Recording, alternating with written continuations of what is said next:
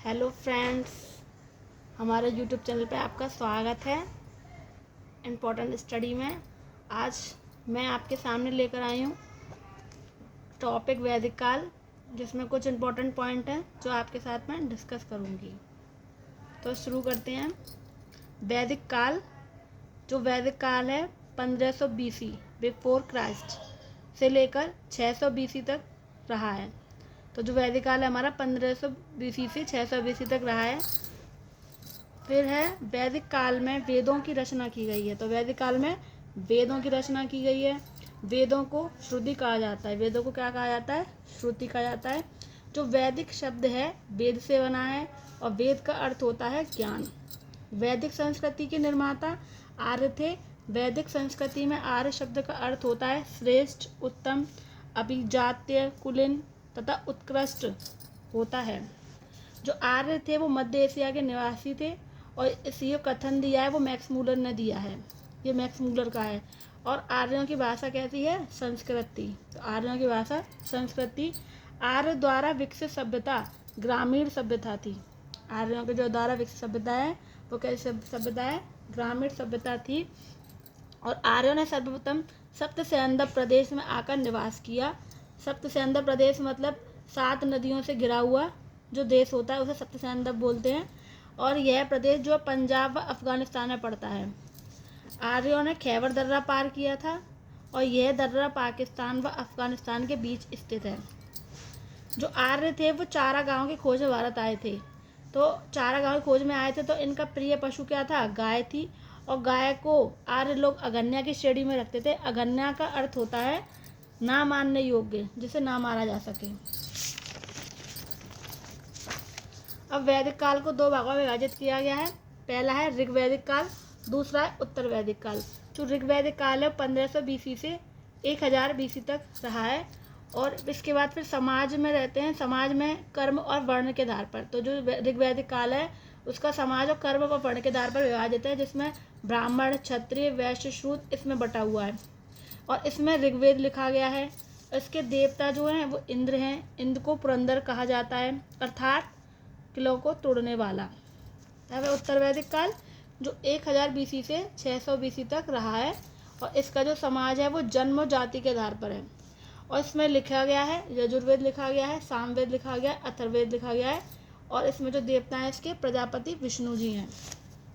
अब चलते हैं आगे ऋग्वैदिक काल की तरफ। तो जो ऋग्वैदिक काल है हमने ऊपर बताया था कि 1500 BC से 1000 BC तक रहा है। इसमें चलते हैं। इस काल की जानकारी का एकमात्र स्रोत ऋग्वेद है। जो ऋग्वैदिक काल है इसकी हम जानकारी ऋग्वेद से ही मिली है। और ऋग्वेद में सप्त सैंधव प्रदेश का वर्णन मिलता है, वही 7 नदियों का देश। इस काल का जो समाज है वो कर्म वर्ण के आधार पर विभाजित है। ब्राह्मण, क्षत्रिय, वैश्य, शूद्र जो थे वो कर्म वर्ण के आधार पर हैं। और इस काल के प्रमुख देवता इंद्र हैं। इंद्र। इस काल का जो समाज है वो हमारा पितृसत्तात्मक था। इस काल के लोगों को लोहे की जानकारी नहीं थी और लोहे की जानकारी हमें मिली है उत्तर वैदिक काल में। फिर आता है वैदिक साहित्य। तो वैदिक साहित्य में 4 वेद हैं और 4 वेद एवं उनकी संहिताओं, ब्राह्मण, आरण्यक, उपनिषदों एवं वेदांगों तथा सूत्र साहित्य को शामिल किया गया है। वेद हमारे कितने हैं? वेदों की संख्या हमारी 4 है। ऋग्वेद, यजुर्वेद, सामवेद, अथर्ववेद, ये हमारे 4 वेद हैं। अब पहला पढ़ते हैं हम ऋग्वेद। तो ऋग्वेद विश्व का प्रथम ग्रंथ है। ये जो ऋग्वेद है हमारा विश्व का प्रथम ग्रंथ है, सबसे पहला। और यह गद्य में लिखा गया है। ये हमारा जो वेद है गद्य में लिखा गया है। इसमें 10 मंडल, 1028 सूक्ति, 10,462 मंत्र हैं। और ऋग्वेद में कुल मंत्रों की संख्या है 10,580। ऋग्वेद के तीसरे मंडल में हमारे गायत्री मंत्र का उल्लेख किया गया है। और ऋग्वेद का जो 7वां मंडल है इसमें दास राग युद्ध का वर्णन करता है। ये दास राग युद्ध का, इसमें 3 देवता बहुत महत्वपूर्ण हैं, अग्नि, इंद्र और सोम। आगे देखते हैं। इस ऋग्वेद में प्रसिद्ध जो वाक्य दिया गया है अस्तोमा सदगम में, जो ऋग्वेद से लिया गया है। अस्तोमा सदगम में जो ऋग्वेद से लिया गया है। और जो ऋग्वेद की भाषा है वह हमारी पाक संस्कृत या वैदिक संस्कृत कहलाती है। और यह भाषा सामान्य संस्कृत से भिन्न है। जो मतलब ये जो भाषा है वो संस्कृत ना होकर के सामान्य से अलग भाषा है, सामान्य संस्कृत से भिन्न है। ऋग्वेद के 10वें मंडल में 4 वर्णों की जानकारी दी गई है। 10वें मंडल में हमारे 4 वर्ण दिए गए हैं। कौन कौन से दिए गए हैं? ब्राह्मण है, क्षत्रिय है, वैश्य है, शूद्र है। जो ब्राह्मण है उनका क्या काम है? शिक्षा दीक्षा देना। जो क्षत्रिय हैं उनका कार्य क्या है? रक्षा करना। वैश्य व्यापार करेंगे, शूद्र सेवा करेंगे। जैसे राजा महाराजा होते हैं जो उनकी वो सेवा करते हैं, उनके साथ जो रहती है प्रजा, उस तरह से उनकी सेवा करेंगे। फिर आगे है, वैदिक काल में लोहे को कृष्ण अयस कहा जाता था, जबकि तांबे को लोहित अयस कहा जाता था। जो वैदिक काल है हमारा, इसमें लोहे को कृष्ण अयस बोल रहे हैं और तांबे को लोहित अयस बोल रहे हैं। अब ऋग्वेद में कुछ उल्लेखित शब्द हैं, जैसे गेहूँ है उसको गोधुम बोला जाता था, चावल है ब्रीही बोला जाता है, जौ को यब बोला जाता है, कपास को सिंडन बोला जाता है, और लोहा कृष्ण अयस, तांबा लोहित अयस। जो सरकारी भूमियों से सीता कहा जाता है, हल को सिरा बोला जाता है। आगे देखते हैं। आगे आता है हमारा उत्तर वैदिक काल।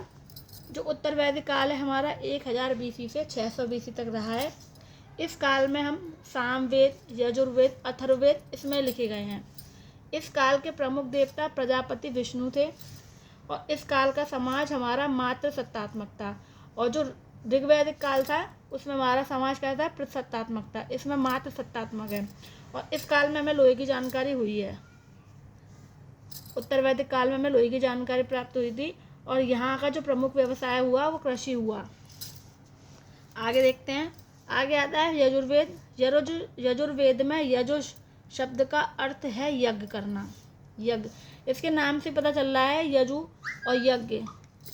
आगे देखते हैं। यजुर्वेद के मंत्रों का उच्चारण अथर्वयु नामक पुरोहित करता है, अथर्वयु नामक पुरोहित करता था। और यज्ञ संबंधी क्रियाकलाप यजुर्वेद में ही है। इसके 2 भाग दिए गए हैं। जो यज्ञ संबंधी कार्य है वो हमारे इस वेद में से हमें मिलते हैं। पहला है शुक्ल यजुर्वेद, दूसरा है कृष्ण यजुर्वेद। जो शुक्ल यजुर्वेद है तो शुक्ल यजुर्वेद पद्य में लिखा गया है, ये पद्य में लिखा गया। और जो कृष्ण यजुर्वेद है वो हमारा गद्य में लिखा गया है। आगे देखते हैं सामवेद।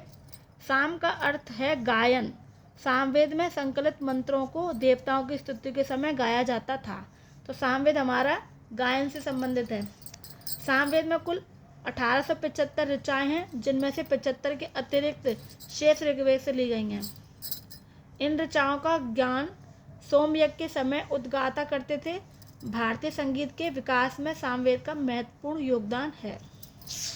आगे देखते हैं। आगे है अथर्ववेद। अथर्ववेद की रचना अथर्वा ऋषि द्वारा की गई है। इनका जो नाम है इसी नाम से ही पड़ा है। आगे देखते हैं। अतः इन्हीं के नाम पर ही अथर्ववेद कहते हैं। जो अथर्वा ऋषि हैं इन्हीं के नाम पे इसका वेद का नाम पड़ा है अथर्ववेद। और यह भी पद्य में लिखा गया है। और इस वेद में कुल 20 मंडल, 731 सूक्त और 5839 मंत्र हैं। इसमें जादू टोना, भूत पिशाच, वशीकरण, आडंबर आदि का उल्लेख मिलता है। फिर आगे देखते हैं। आगे है दिए उपनिषद। शाब्दिक अर्थ क्या है इसका? गुरु के पास बैठकर ज्ञान लेना। जो उपनिषद है इसका शाब्दिक अर्थ होता है कि गुरु के पास बैठकर ज्ञान लें। इसकी कुल संख्या 108 है। कठोपनिषद, इसमें यम और नचिकेता के संवाद का उल्लेख मिलता है। ईशोपनिषद, इसमें ईश्वर की माया का उल्लेख करता है। छांदोग्य उपनिषद, कृष्ण को देवकी का पुत्र, इस उपनिषद में बताया गया है कि कृष्ण जो देवकी के पुत्र हैं। ज्वालोपनिषद 4 आश्रमों की जानकारी दी गई है। दोस्तों ये बहुत इम्पोर्टेंट है, ये वाला ज्वालोपनिषद, ये एग्जाम में बहुत पूछा जाता है। और इसमें 4 आश्रमों की जानकारी दी गई है। पहला है ब्रह्मचर्य, गृहस्थ, वानप्रस्थ, संन्यास। जो ब्रह्मचर्य है वो 0 से 25 वर्ष तक जो होता है ना ब्रह्मचर्य रहता है। फिर गृहस्थ में जो आते हैं 25 से 50 वर्ष तक की अवस्था जो होती है ये गृहस्थ वाले की रहती है। फिर वानप्रस्थ जो वनों में जाते हैं वहाँ पर तो 50 से 75 वर्ष के लिए होती है। और जो संन्यास है वो 75 से 100 वर्ष तक की होती है। और फिर आता है मुंडकोपनिषद। इसमें सत्यमेव जयते जो लिया गया है वो इसी उपनिषद से लिया गया है। तो ये भी एग्जाम की दृष्टि से बहुत महत्वपूर्ण है पॉइंट। यह भारत का राष्ट्रीय वाक्य है, सत्यमेव जयते। आगे देखते हैं। पुराणों की रचना गुप्त काल में की गई थी। जो पुराण हमारे वो गुप्त काल में इनकी रचना हुई है। पुराण हमारे कितने? 18 हैं पुराणों की संख्या। सबसे प्राचीन पुराण हमारा है मत्स्य पुराण। तो सबसे प्राचीन पुराण कौन सा हमारा? मत्स्य पुराण है। फिर आते हैं आगे दर्शन मतलब विचार, तो इनकी संख्या हमारी 6 है। तो हमारे दर्शन कितने हैं? 6 हैं। पहला है सांख्य दर्शन, योग दर्शन है दूसरा, तीसरा न्याय दर्शन, मीमांसा दर्शन चौथा, पांचवा चार्वाक दर्शन है भौतिक दर्शन, छठवां है वैशेषिक दर्शन। तो जो सांख्य दर्शन है वो कपिल मुनि के द्वारा लिखा गया है, योग दर्शन पतंजलि का, न्याय दर्शन गौतम मुनि का, और मीमांसा दर्शन में 2 हैं, पूर्वी मीमांसा उत्तरी मीमांसा। जो पूर्वी मीमांसा है वो जैमिनी के द्वारा लिखा गया है और जो उत्तरी मीमांसा है वो बादरायण के द्वारा लिखा गया है। चार्वाक दर्शन भौतिक दर्शन है चार्वाक ने दिया है, और वैशेषिक दर्शन उलूक या कड़ाद ने दिया है। इसके कुछ 2 नोट पॉइंट है हमारे दोस्तों। इसमें लिखा है कि सांख्य दर्शन सबसे प्राचीन दर्शन है। जो इन ऊपर हमने पढ़े हैं तो इसमें जो सांख्य दर्शन है हमारा ये वाला, ये सबसे प्राचीन दर्शन है। और परमाणु के बारे में जानकारी जो हमें दी है ऋषि कड़ाद ने दी है। जो परमाणु के बारे में जानकारी आज हमें मिली है वो हमें पहले ही इनके द्वारा प्राप्त हो चुकी है, जो ऋषि कड़ाद है यहाँ पर। तो दोस्तों कैसा लगा आपको हमारा वीडियो, हमें ज़रूर कमेंट करके बताएं ना, और हम इसके आगे नेक्स्ट वीडियो ज़रूर लेकर आएंगे।